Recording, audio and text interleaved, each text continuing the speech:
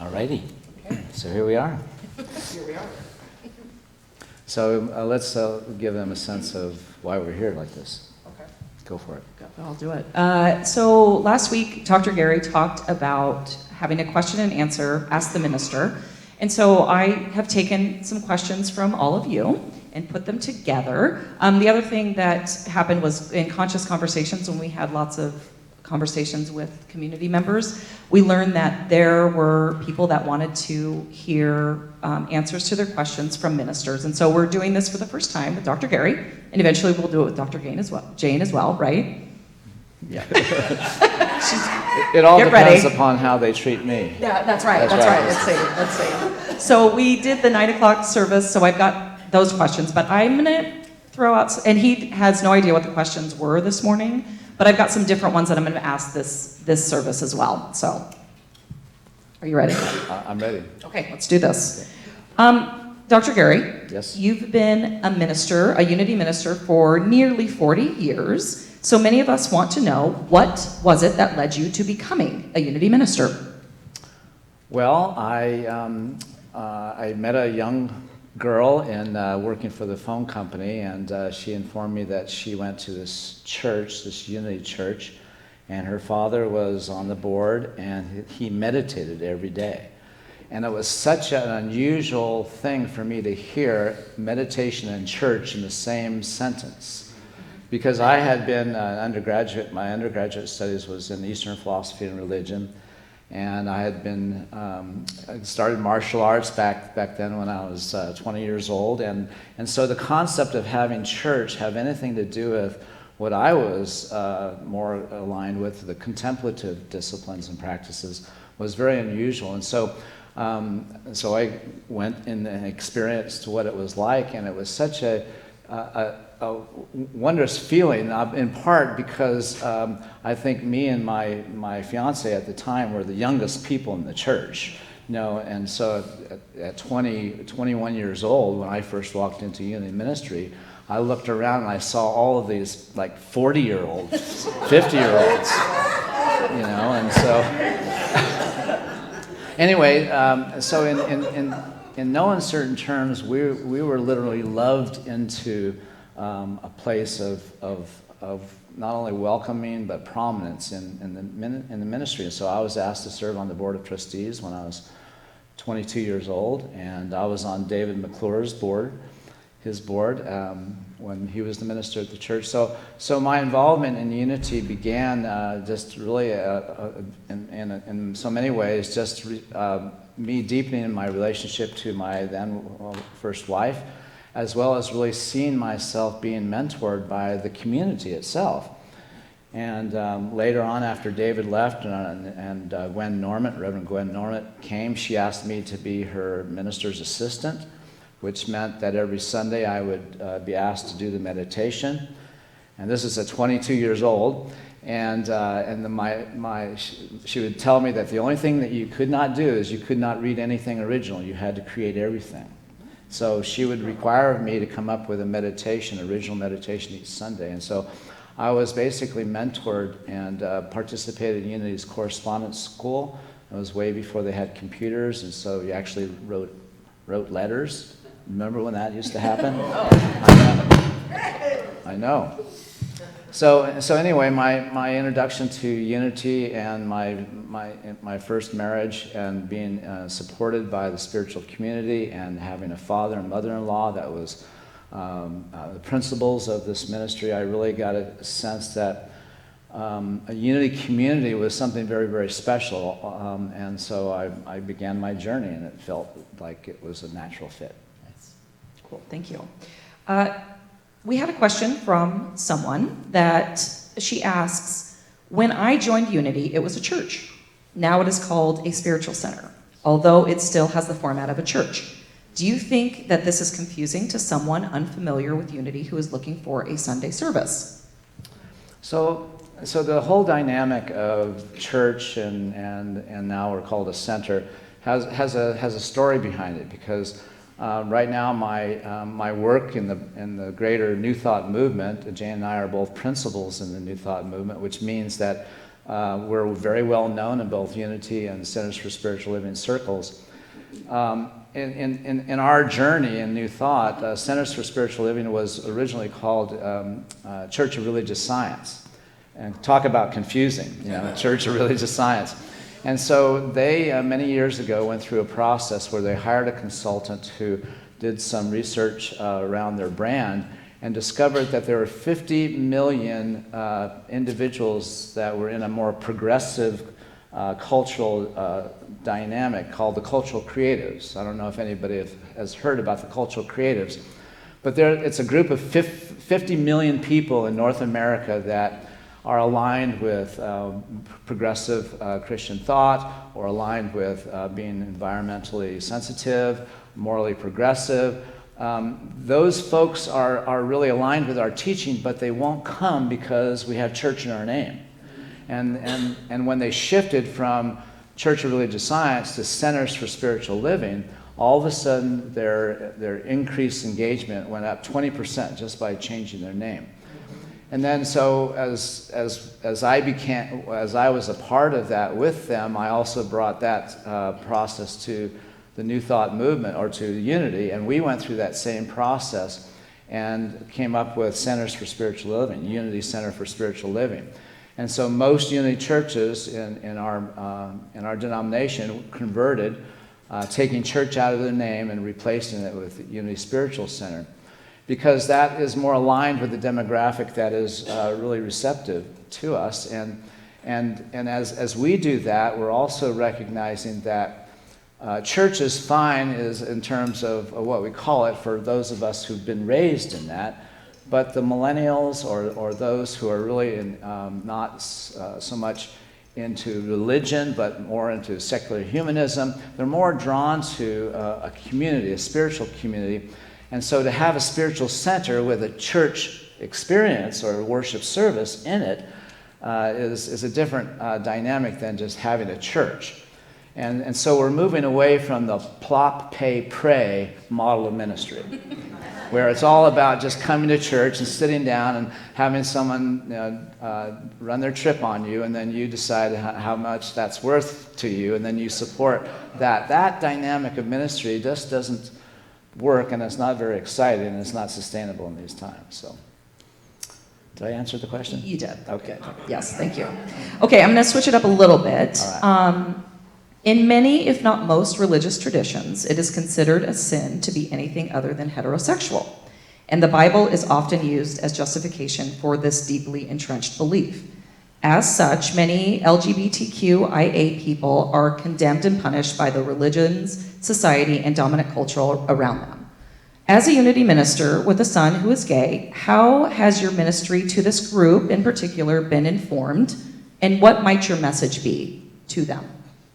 So I haven't been extremely public about our private life, and so introducing my son, who is gay, and his family by virtue of inviting him to sing at our Billboard on, or our Broadway show, Broadway on Bernard show, brings the whole dynamic of the challenges that this demographic, the gay and lesbian community, have. And just recently, I posted something on my Facebook page that our grandchild, Derek, was bullied in his school recently. A kid wrote a note to him, said, "Are you gay?" And the exchange led him to actually having to, little Derek having to write back, "I'm straight and I love Jesus," as a way of dealing with the situation.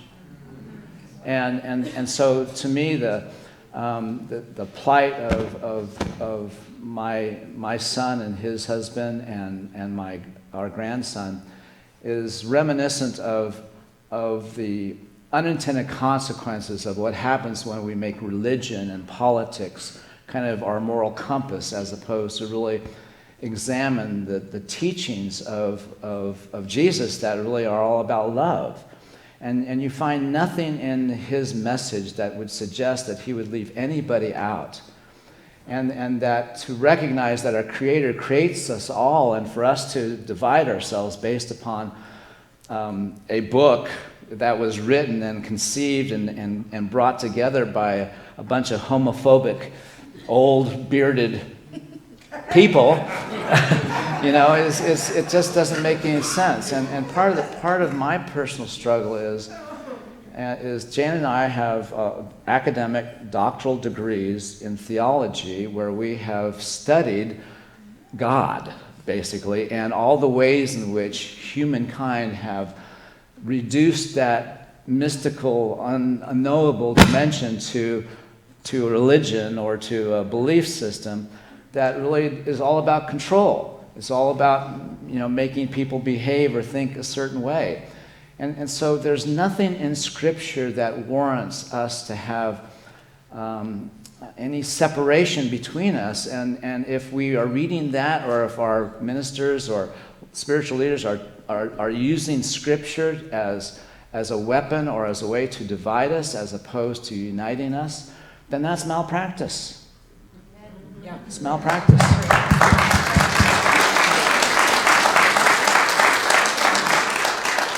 Thank you. As we move to becoming more mission-centric as opposed to minister-centric, what will this mean as far as the expectations of ministers and their job duties and availability to the community? So first of all, just to have a context of why are we transitioning from minister-centric to mission-centric ministry, and what's that implication with respect to those who are in leadership, such as ministers and the community that is experiencing this. So 9 out of 10 churches, congregational ministries in North America are in decline. And in part because of our current ministry practice, which is centered around the minister being ostensibly the primary caregiver of a family system dynamic, which is what churches become. In other words, we're a spiritual family. And when ministers are in the role of being the parent of the system, it can have both unintended consequences that can produce things like drama and disappointment and all kinds of power and control issues. So the effort to move towards mission-centric ministry is really about decoupling our intentionality for how we're gathering together and not make it about our alignment with who the minister is and the minister's vision of what the organization is supposed to engage, but rather to create an intentionality around what is the purpose of this community and what is it seeking to fulfill. That can become the organizing principle of what we're about. And then that organizing principle determines the roles and the accountabilities that the leaders or the ministers and those who are in service aspire to. And so our effort to move towards mission-centric ministry is about moving our intentionality around creating an organization that's all about helping people transform their lives. And then once a person's life is transformed, to empower them to make a difference in their world. And when we build our organizing principle around that intentionality, then we're in the question, well, how do the ministers serve that intent? And so it's not about directing or parenting so much as it is about coaching or modeling what it looks like to be in ownership of one's life. And in that sense of ownership, knowing that our effort together as we create an energetic field where transformation and making a difference is what we aspire to, then we're not here to have the ministers make us feel better about ourselves. We're here to have the ministers be empowered. The ministers are here to be empowering of the community as opposed to being the voice of how you should be or how you should feel or how you should look or act. Nice. Thank you. Well, that leads to the next question. You've been willing to share some of your own personal struggles when it comes to your life's journey, including past marriages, your ministry highs and lows, and being a father. Someone wanted to know how you have been able to get beyond the shame and forgive yourself. Okay, so last Sunday when I talked about my story a bit, I mentioned that I was first to graduate and get highest grades, and then got my first job, got the highest pay, and I was the first student that was fired within 9 months of my first church And so in the course of going through the years in which I then took that experience and created a story as to why I was not fit for this work, and I dropped out of this work. And in my process of doing what I was asked to do in order to be reinstated, I eventually did all of those things, but I didn't necessarily let go of the story as to what I was really carrying with me that was really evidence that I felt like I was a victim or I was wrongly judged in some fashion.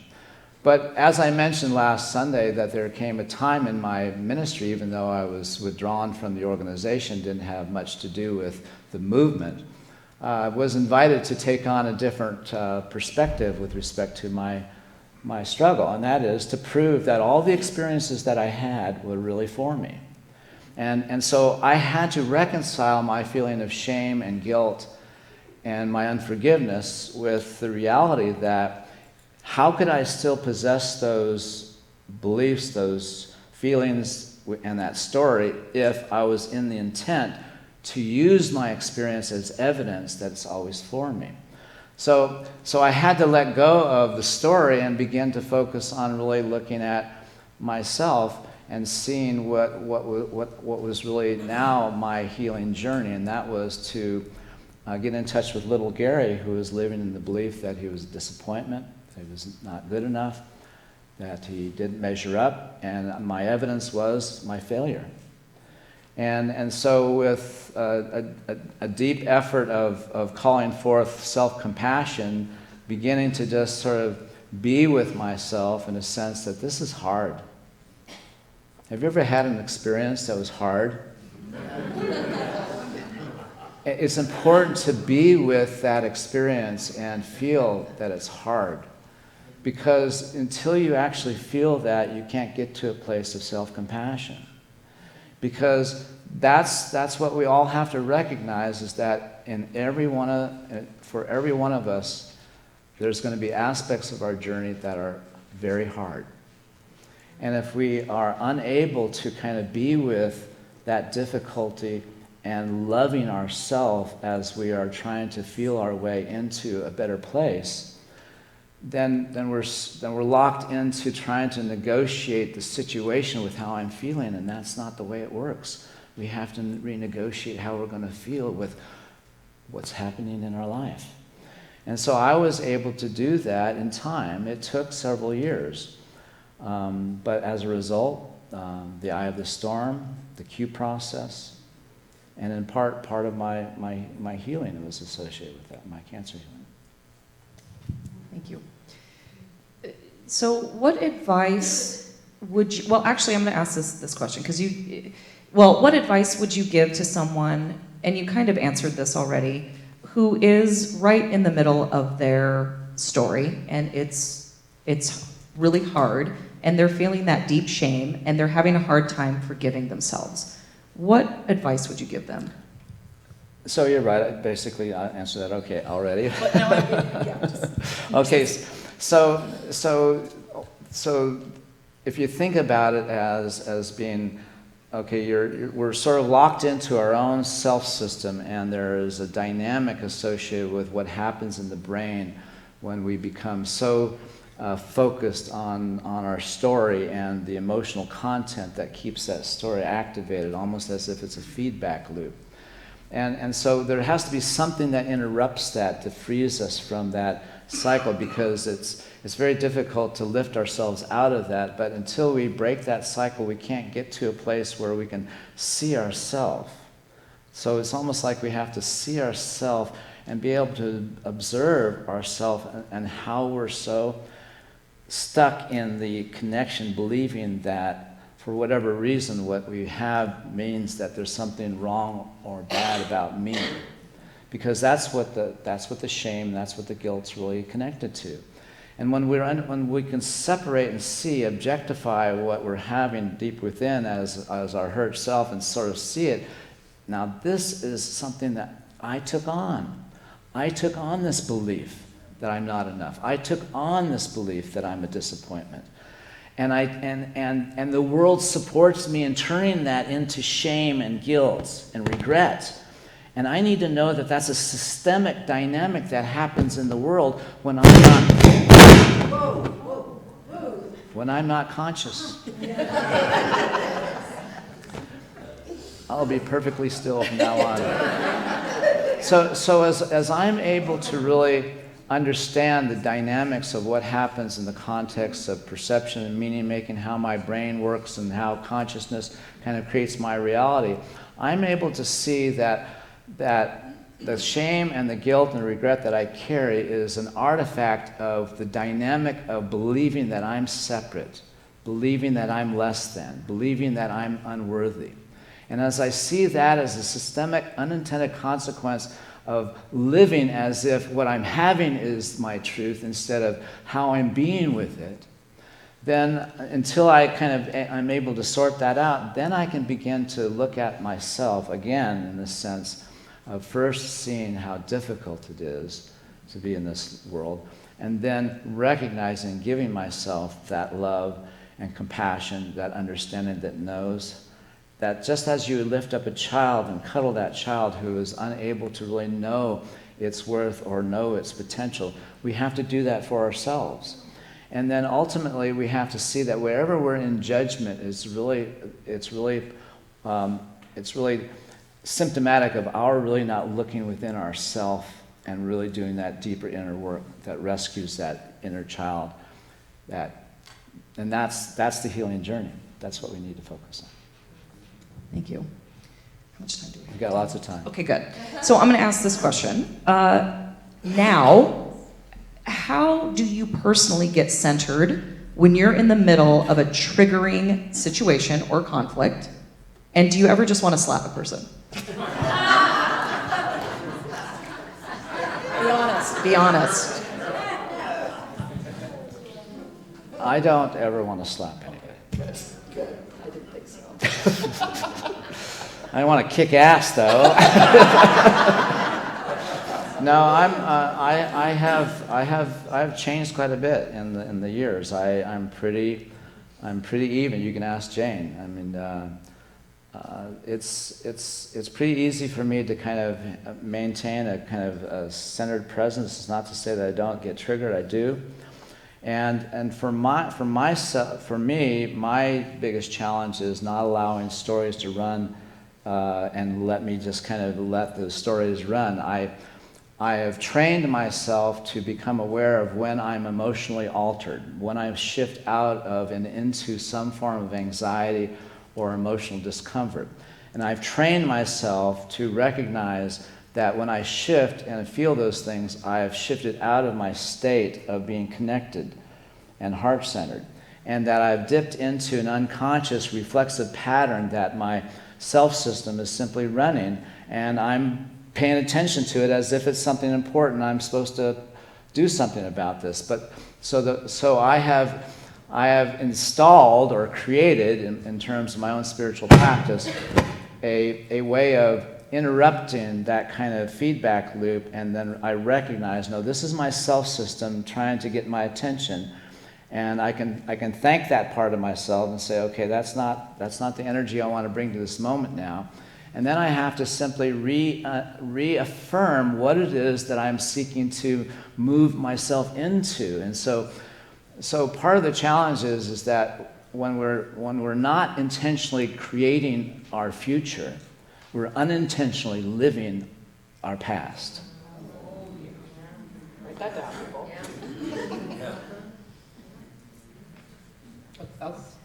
You're done. I guess that's. I mean, that was good. That was good. That was good. Thank you. Okay. So another question that many people had, including community members, some with advanced stage cancer and others with friends or family with cancer, and they wanted to know more specifics about your alternative approach to cancer treatment and that kind of journey, how you got through that, and the types of protocols you used and the support you received. Okay, so that's a whole long talk, basically. So just in a nutshell, I used what's called full extract cannabis oil, or Rick Simpson oil.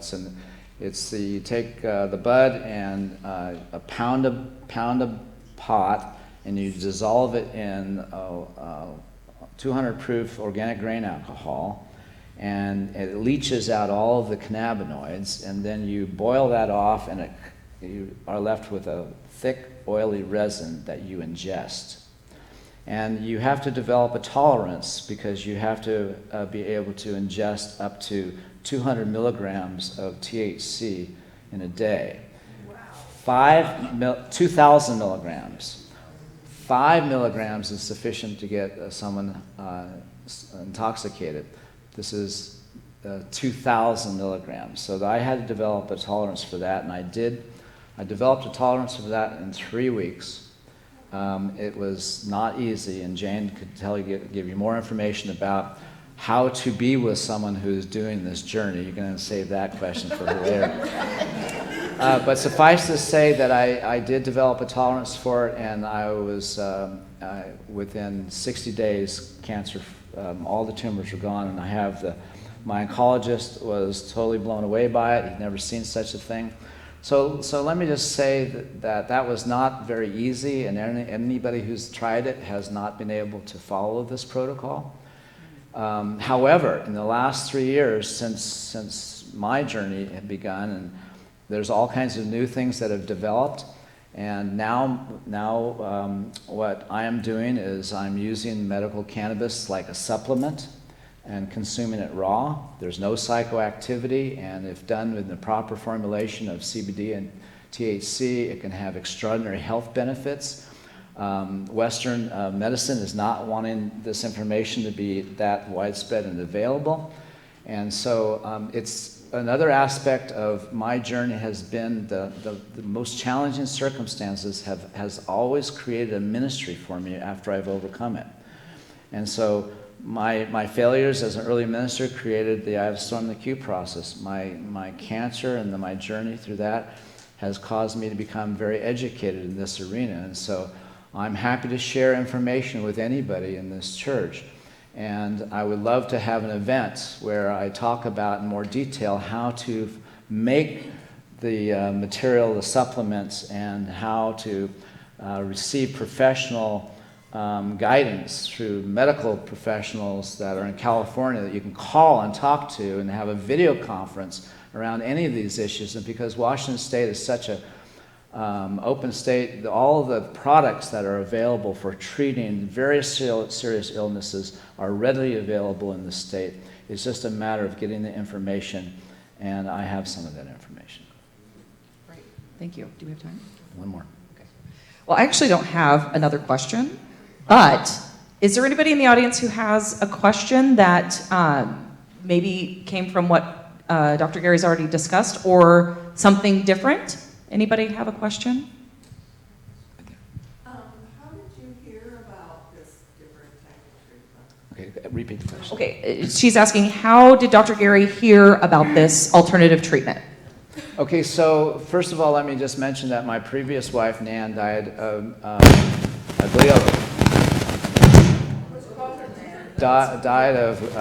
glioblastoma multiforme, very, very deadly, serious brain cancer. And I experienced her going through all of the treatments, and I decided I'd never follow that journey. So when I got diagnosed myself, I immediately began exploring medical cannabis because I had had some prior experience in enjoying the recreational dimension of it when I was going through all my early ministerial shame. So I was somewhat familiar with the effects, and I felt like I could manage the intensity of the treatment. But what got me to do this was I went to a recreational pot shop looking for CBD. I didn't know what I was looking for. I didn't know anything about the journey, and I just asked the young gal, 22 years old, "Do you have anything for cancer?" And she said, "Well, yeah." But I didn't know what to ask for, and so she wrote on this little notepad, a Post-it note, RSO. And she said, Google it. And I Googled it, and it stands for Rick Simpson oil. And Rick Simpson was the first person to demonstrate the efficacy of the whole plant extract as being able to rapidly cure the most deadly cancers on the planet.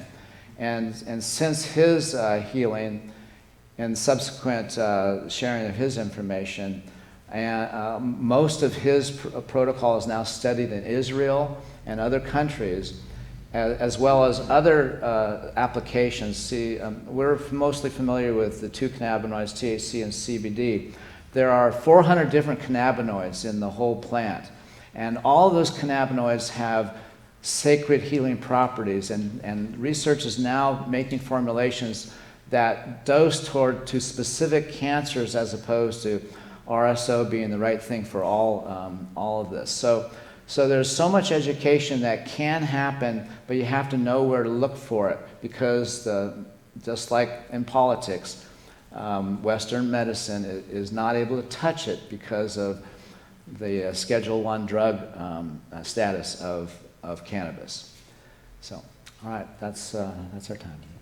Thank you, Dr. Gary. I know I'm not alone in saying that everything that you've shared with us today has been very profound, at least for me. Do you guys agree? Yes. Yeah, so we really appreciate everything that you do.